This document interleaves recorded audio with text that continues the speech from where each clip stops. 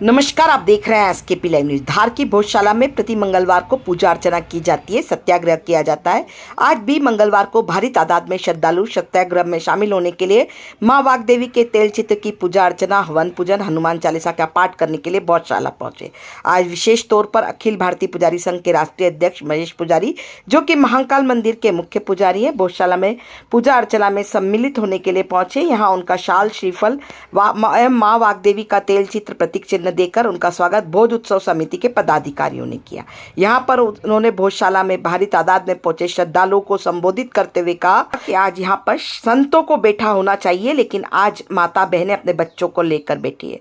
उन्होंने कहा कि शंकराचार्य जी ने अखाड़ों की सनातन की रक्षा के लिए बनाया था, लेकिन आज ये अखाड़े के लोग घर में घुसकर, अखाड़ों में घुसकर अपनी अय्याशी करते हैं। हम जनता को धर्म के लिए, स्थान के लिए बलिदान देना पड़ रहा है, यह परिवारों को करना पड़ रहा है, यह सनातन धर्म के लोगों को करना पड़ रहा है। इस देश में हमें उन लोगों को चेताना पड़ेगा जिनका यह दायित्व है। आइए आपको सुनाते हैं उन्होंने क्या कुछ कहा।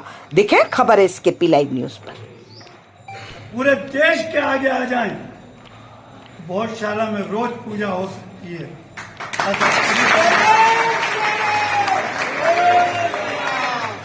शंकराचार्य ने जिस फौज को बनाया था, जिन अखाड़ों को बनाया था, वो इसलिए बनाया था कि जब जब सनातन के ऊपर आंच आएगी तो ये अखाड़े आगे आकर लड़ेंगे। आज वो अखाड़े के जो लोग घर में घुस के, अखाड़ों में घुस के और अपनी अय्याशी करते हैं, और हम जनता को इन चीजों के लिए, धर्म के लिए, स्थानों के लिए बलिदान देना पड़ रहा है।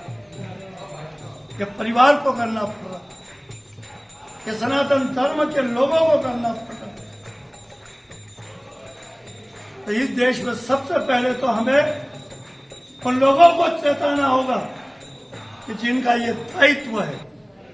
शंकराचार्य अकेले चले थे बिना शस्त्र लिए हुए, और बिना शस्त्र लेकर उन्होंने पूरे विश्व को दिखाया कि सनातन धर्म का इस कोने से लेकर उस कोने तक अपना राज्य स्थापित करके, सनातन धर्म की स्थापना करके, 4 पीठों की स्थापना करके, चारों पीठों को सुरक्षित करने के लिए किया था कि सनातन धर्म के ऊपर कहीं भी कोई आंच आती है, कोई एक दिशा का शंकराचार्य और वो अखाड़े देश के अंदर उतर के उसकी रक्षा कर। जब जब संत जागा है,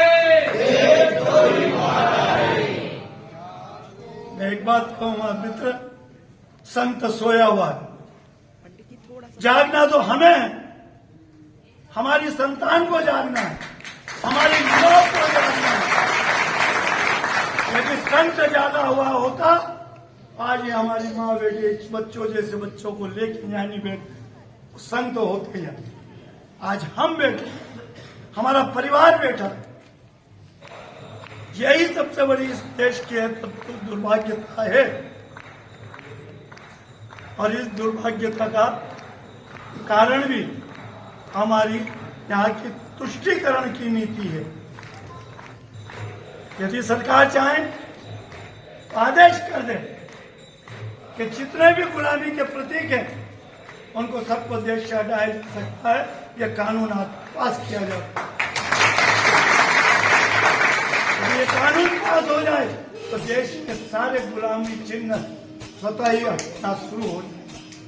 आपको और हम संघर्ष करने की आवश्यकता, लेकिन कहीं न कहीं वोट की राजनीति इस देश को रसातल की ओर ले जा रही है, और हम जैसे बंधुओं को सनातन धर्म की रक्षा के लिए आगे आना पड़ रहा है। और हमारे ही संघर्ष से राम जन्मभूमि आजाद हुई है, बलिदान हम ही लोगों का था। और हमारी धार की भोजशाला की जो मंदिर है वाग्देवी का, इसमें पूजा भी प्रतिदिन होगी, वो भी हमारे बलिदान से ही होगी।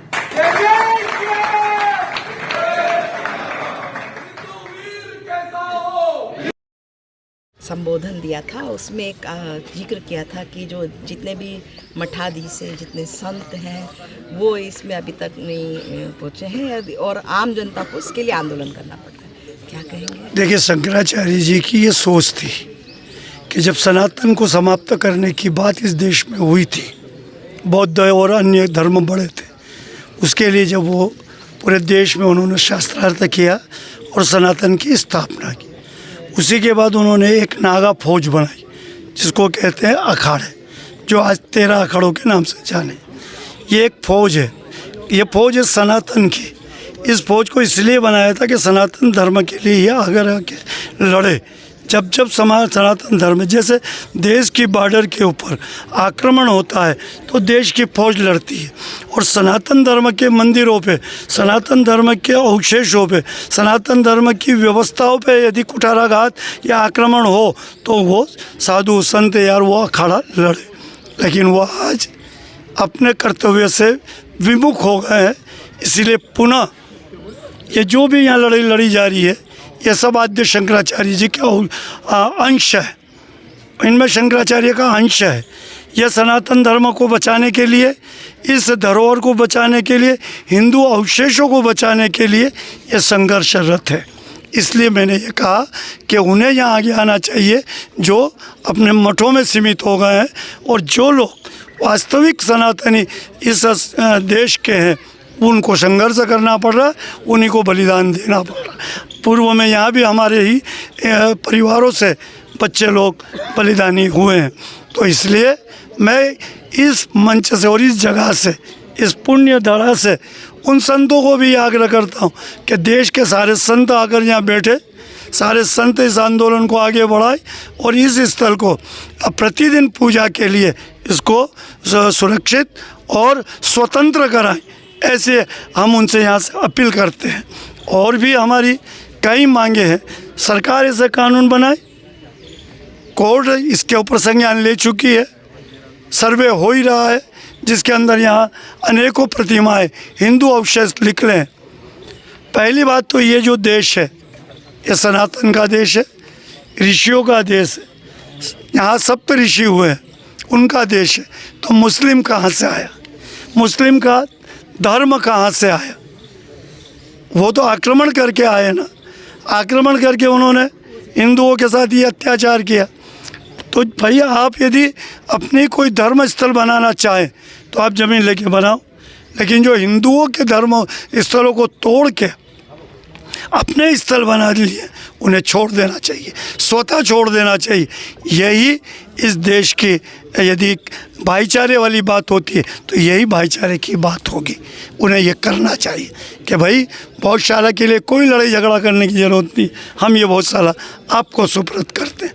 यदि उनके अवशेष की चीज़ें हमारे हिंदू ने यदि कहीं अपने कब्जे में करी है तो हम स्वतंत्र छोड़ देंगे। तो ये भाईचारा देश का होना चाहिए अब, नहीं तो ये तो हिंदू समाज है, हिंदू का देश है, हिंदू राष्ट्र भी हो सकता है ये, और यहाँ संस्कृति सनातनी रही है, ये मेरा कहना है।